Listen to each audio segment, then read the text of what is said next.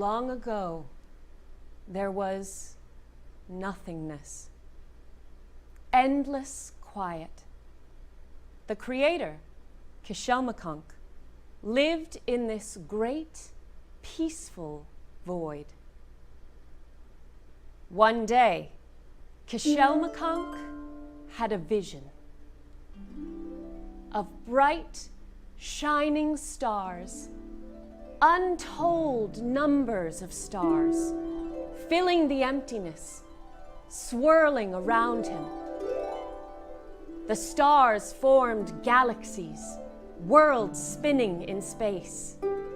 He saw one special star, our sun. Circling around that sun star were planets.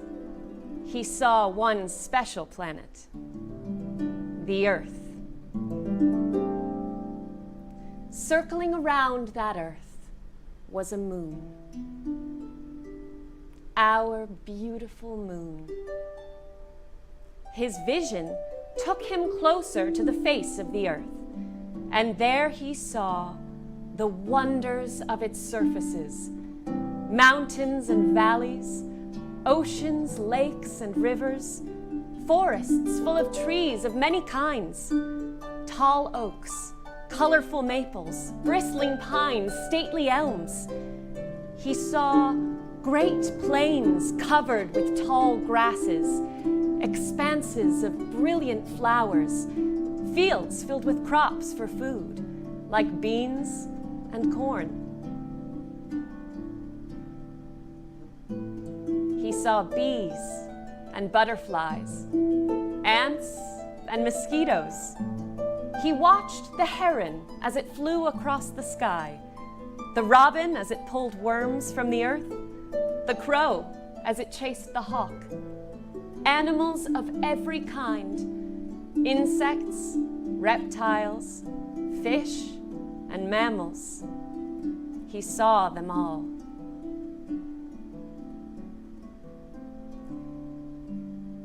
In his amazing vision, he saw how all things come into being, how they grow and how they die.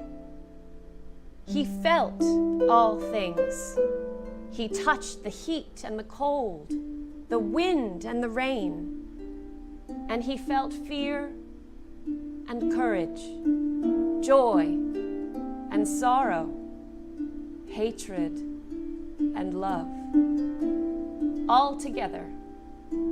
He heard laughter, stories, and songs. Then his vision ended.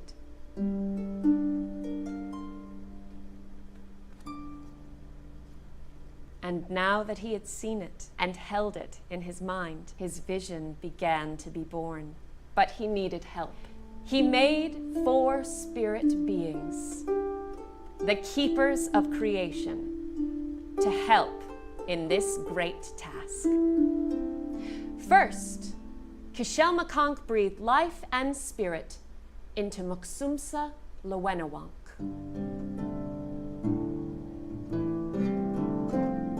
The grandfather of the North. To him, the Creator gave power over rock. He brings winter with the ice and snow.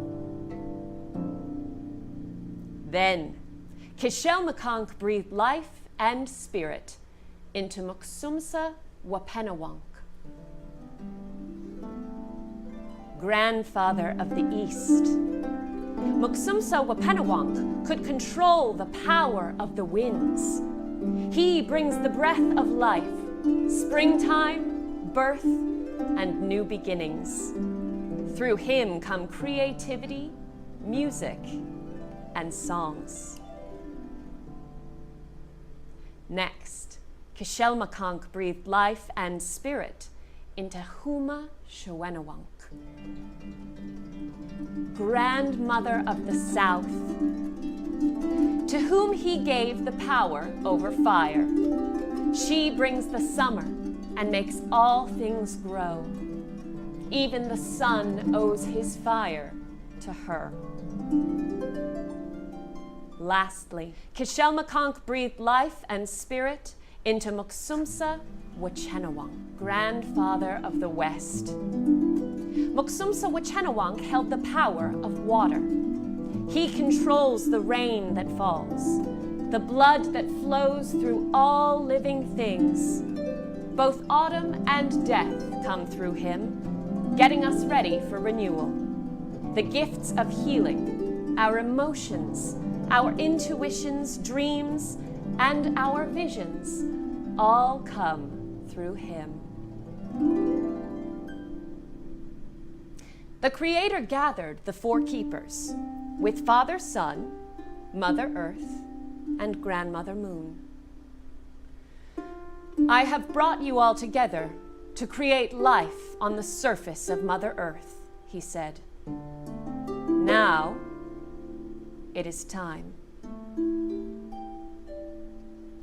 They began with the plants the Creator had seen in his vision. Dense woods and shady glens, fruit trees and shrubs covered with berries, mushrooms, soft mosses and ferns, waving grasses and meadows full of fragrant wildflowers, seaweeds and water lilies. Next, the great beings turned their attention to the animal life. First, the flyers, soaring eagles, hawks, and falcons, songbirds dipping and swooping as they sang, raspy-voiced crows, red-winged blackbirds, bats and owls hunting by moonlight, moths, gnats, and delicate butterflies. Next, the swimmers, whales, dolphins, sharks, fish of the seas, fish of the rivers, mud-bottom catfish, leaping salmon, tiny glimmering minnows.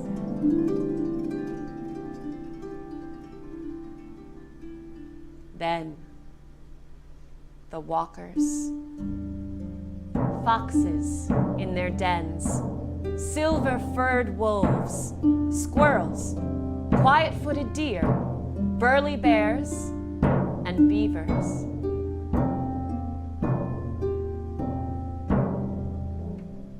Last, the creepers, snakes, frogs, spiders, beetles, ants, grubs, and worms.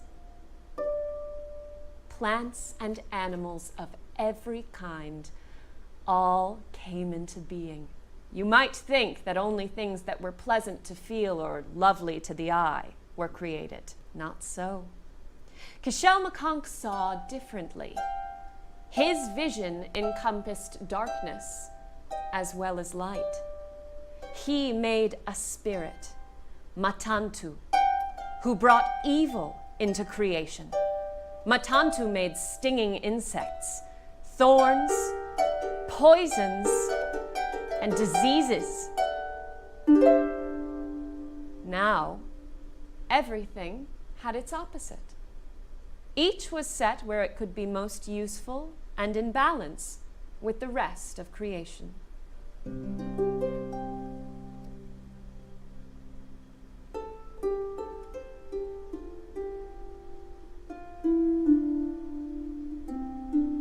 After a time, Nipahuma, Grandmother Moon, spoke up.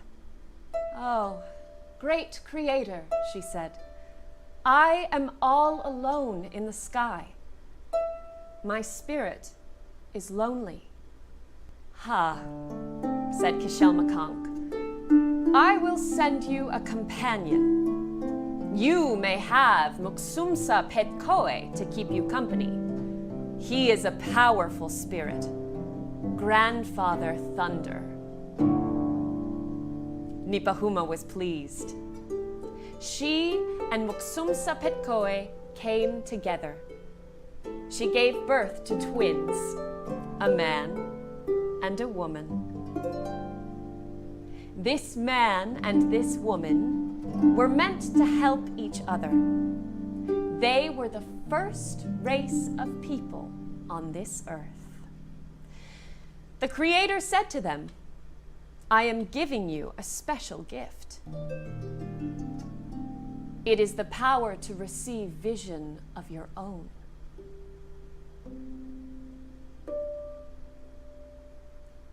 The mother of all mothers, our grandmother moon Nipahuma, cared for this man and this woman.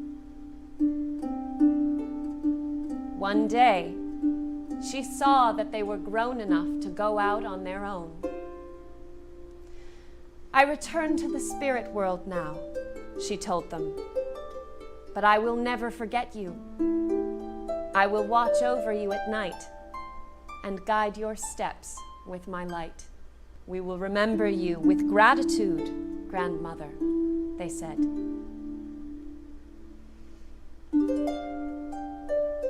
For a time, all was well. The whole of creation followed the laws that Kishelmakunk had seen in his vision. All lived in a beautiful, flowing harmony. Now, Kishelmakunk had given one of his creatures the job of ruling over the waters of planet Earth. This was Great Toad. Great Toad brought rains and determined the running of the rivers. How wide, how fast, how deep. "Little creek," he would say, "send a trickle into that lake," and the creek would obey.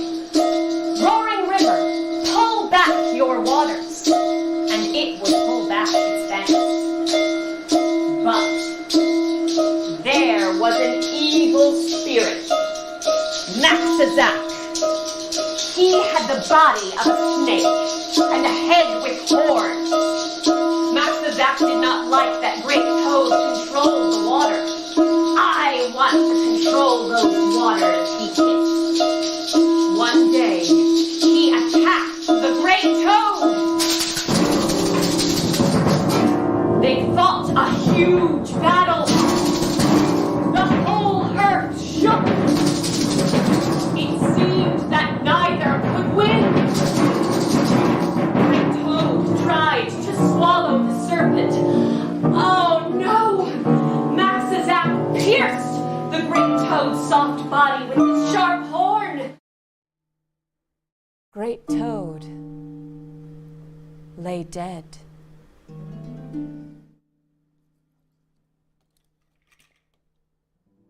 All of the winds and waters of the earth rose up against Maxazak. The rivers and oceans swelled and overflowed. Torrents of rain poured from the sky, and the wind raged in huge gusts. There was destruction everywhere.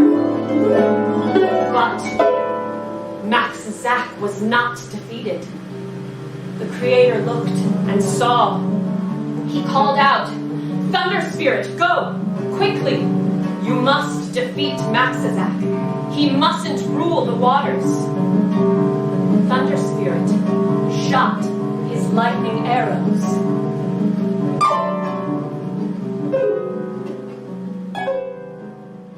Maxazak fled and hid in the depths of the waters. Now, the lakes, the rivers, and the oceans all rose higher and higher to wash away the evil that the serpent had brought.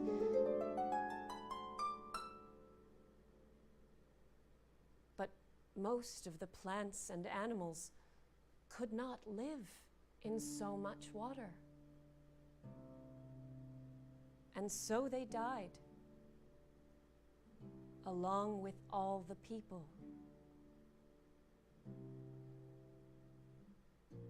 It was a sad time.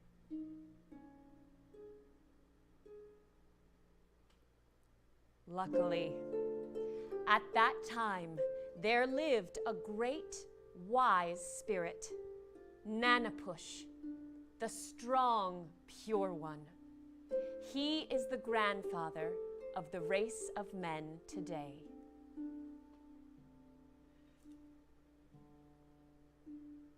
When Nanapush saw the rising waters, he climbed to the tallest mountain. But day after day, the rain still fell, and the water kept rising. Nanapush ran to the very highest part of the mountain. There he found many animals, all trying to escape the flood. But the rain still fell, and the water kept rising. Nanapush saw a cedar tree. "Friend, cedar tree," he said, "we need you. Will you allow us to climb up your body?" The cedar tree agreed. "We thank you and we honor you for helping us," said Nanapush. Then he picked all the animals up and hid them inside his shirt to keep them safe. And now the great Nanapush began to climb up the tree, carrying his precious load, up and up and up. But the rain still fell, and the water kept rising. What could Nanapush do? He began to sing and play his bowstring like a drum. And that little tree, that sacred cedar tree, heard his song and began to grow. It kept growing and growing and growing, up and up. Nanapush kept singing and singing. He sang songs of thanks to the cedar tree and songs of peace to the wind and the rain. But the rain still fell, and the water kept rising. After a time, Nanapush felt done with his singing. The storm was not listening to his music. Nanapush had thought to break off some branches as he climbed that tree and hold them tight. Now he bound the branches together and made a raft. He carefully put all of those animals onto the raft with him, and off they floated. They drifted over the sea for days and days. A long, long time passed. Soon, no land could be seen anywhere, not even Cedar Mountain. This small raft held the only living things above the water on this earth. One day, Nanapush knew the time had come to make a second earth. So he had a council with the creatures on the raft to talk about what they needed to do. Before anything else, he told them, we will need new soil. But where will we get some? They asked, looking at all of the water around them. Someone must go down under the water and take some of the old earth from the bottom of the sea, said Nanapush. I can dive down, said the loon. I swim underwater very well. I will bring up some new earth. So down he dove.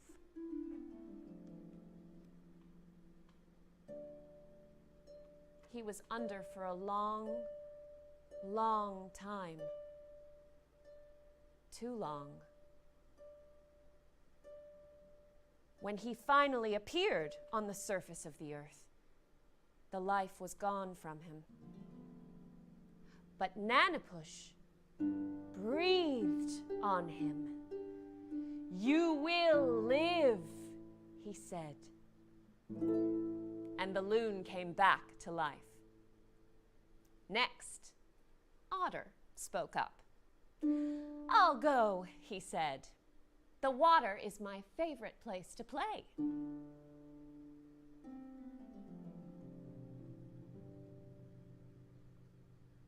But he suffered the same fate as the loon.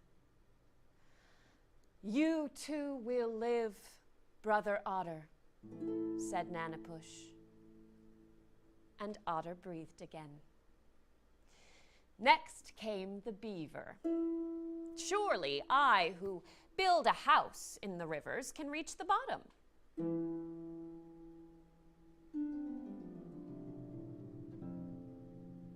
But it was the same story. He too died in the attempt and was saved by Nanapush. But still, they had no earth. Nanapush looked around. Who was left? Who could swim so deep and so far? His eyes fell on Muskrat. Yes, Muskrat. He might succeed where others had failed. "Little Muskrat," said Nanapush, "we need you to try. You must find a way to reach the old earth, whatever it takes." "I will go," said the muskrat. And down he dove.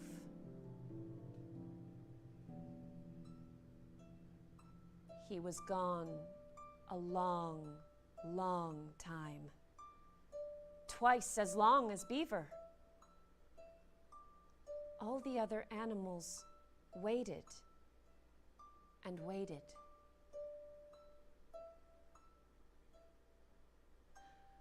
At last he came up, spluttering and gasping, but he had a small bit of mud between his paws and in his mouth. He was barely alive, but he had made it to the surface with his valuable treasure. "Thank you, Muskrat," said Nanapush. "You are forever blessed. Because of what you have done, your kind will never die out from this earth."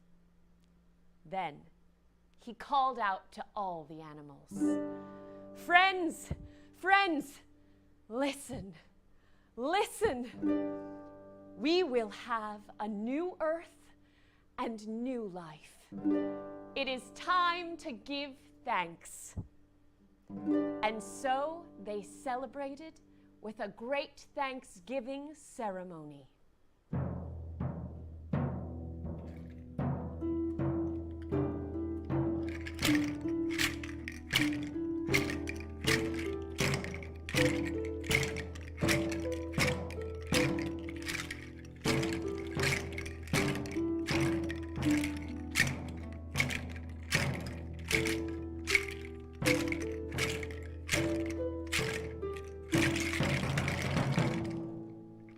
"Now," said Nanapush, "we need something hard to put the earth upon.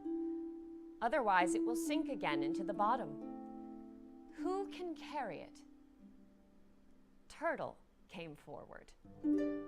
"I will do it," he said. "Ha, you are a good choice for this important duty," said Nanapush. "Yes, Turtle, your shell shall be the bearer of this new earth."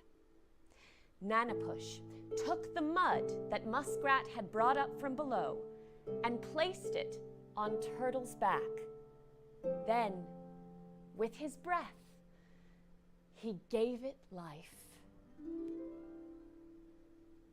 No sooner had Nanapush blown upon it than it began to grow.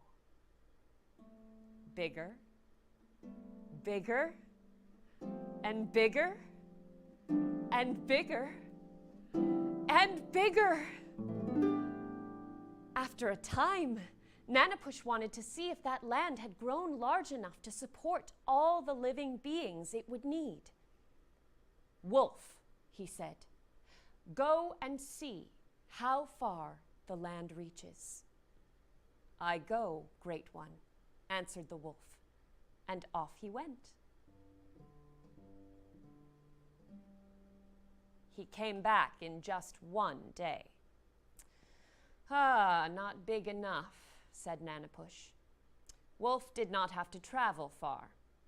So he let the earth grow some more, and then sent Wolf off again. This time Wolf returned in 5 days. Still not big enough," said Nanapush. So he waited and let the earth grow even more. He sent Wolf out over and over, and each time Wolf was gone longer. First 10 days, then a month, a year, 5 years, 12 years. But he always came back. Until finally one day, Wolf went out and did not return at all. "The earth is big enough," decided Nanapush. "Earth, I command you to stop growing." And it did. Now that there was so much earth, the waters became less and less, finally returning to normal. The creeks, the lakes, and the rivers could all take their places again. The animals found water-soaked remains of old grasses, flowers, trees, and crops. They took them to Nanapush, and he brought them back to life. Mother Earth bloomed and flourished.